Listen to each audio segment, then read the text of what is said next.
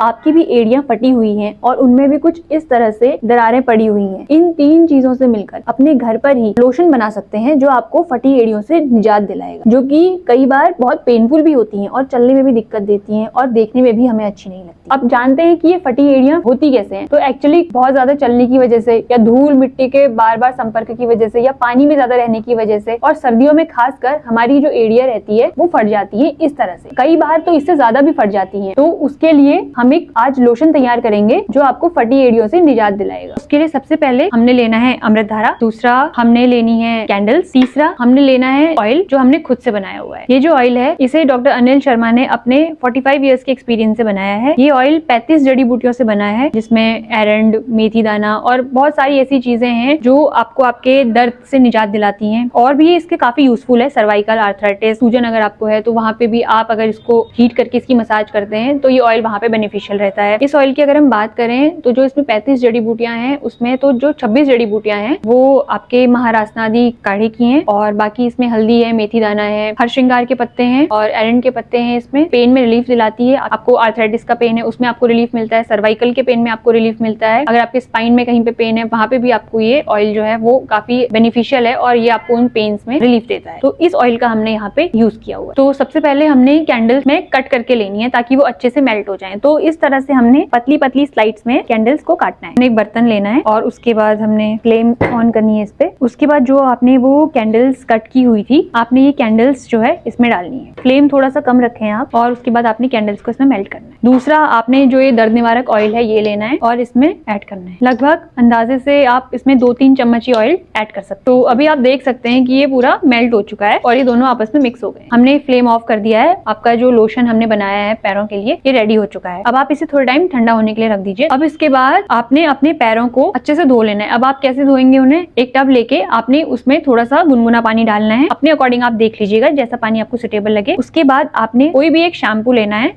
और उसमें मिला लेना। उसके बाद आप उसमें अपने पैरों को डिप कर दीजिए और अपने पैरों को अच्छे से रगड़ते हुए धो लीजिए। एक हाफ स्लाइस नींबू की लेनी है और उसको इस तरह से पानी में डिप कर देना। आपने अपने एक पैर को बाहर निकालते हुए उस पे उस नींबू को रगड़ना है और आपने ध्यान रहे अपने पैर अच्छे से साफ करना है ताकि पैर की सारी जो डस्ट है वो निकल जाए। इस तरह से आपने नींबू को अपने एड़ी पे रगड़ना है। इससे क्या होगा, जो भी आपकी डस्ट वगैरह रहेगी वो सब निकल जाएगी और आपका जो लोशन आपने बना रखा है वो अच्छे से अंदर तक जाके आपकी एड़ी को बढ़िया तरीके से हील कर पाए। तो जब आप नींबू को अच्छे से रब कर लें उसके बाद वापस से आपने अपना पैर धो लेना है टब में और इसी तरह से आपने अपने दूसरे पैर पे भी नींबू रगड़ के उसको साफ करना है। अच्छे से अपने पैर धो लेने के बाद आपने पैर बाहर निकालने हैं और उन्हें किसी साफ कपड़े से पोंछ लेना। इस तरह से जब आप अपने पैर साफ करेंगे तो आप देखेंगे कि काफी सारे जो डस्ट है वो रिमूव हो चुका है। तो जो आपकी वैक्स है वो अभी ठंडी हो चुकी है। अब इसको यूज करने से पहले आप इसमें कुछ ड्रॉप्स अमृतधारा की मिला सकते हैं। ये है अमृतधारा। तो इसमें आपने अमृतधारा की सिर्फ 1 या 2 बूंद मिलानी है, ज्यादा आपने अमृतधारा इसमें नहीं मिलाना। अमृतधारा को इसमें प्रॉपरली मिक्स कर लेना है। अमृतधारा है ये काफी फायदेमंद रहता है। सत पुदीना, सत अजवाइन और सत कपूर से मिलकर ये बनता है। तीनों को हम इक्वल प्रोपोर्शन में लेते हैं, उसके बाद अमृतधारा बनता है। अमृतधारा के अगर मैं आपको कुछ फायदे बताऊं तो आप इसे दांत दर्द में इस्तेमाल कर सकते हैं, आप इसे खांसी जुकाम में इस्तेमाल कर सकते हैं, बच्चों में भी आप इसे इस्तेमाल कर सकते हैं। अगर आपको चेस्ट टाइटनेस है तो आप किसी बाम में मिला के अमृतधारा को तो आप चेस्ट पे लगा सकते हैं। अगर आपका डायरिया में भी हम इसको बताशे में 1-2 बूंद मिलाकर बताशा अगर वो कंज्यूम कर लें तो ये लूज मोशन में भी काफी हेल्पफुल रहता है। पेट से रिलेटेड कोई भी इशू है उसमें भी अमृतधारा काफी हेल्पफुल रहता है। कहीं पे जॉइंट्स पेन है, सर्वाइकल वगैरह, मालिश करें अमृतधारा से। लोशन था वो रेडी है। तो अब आप इसे किसी भी स्टिक की मदद से इस तरह से अप्लाई करें आपकी फटी एड़ियों। प्रॉपरली अप्लाई करें जहां जहां पे भी आपको पेन है और जहां जहां पर भी आपकी एड़ियां फटी हुई हैं वहां पे इसे अच्छे से अप्लाई करें।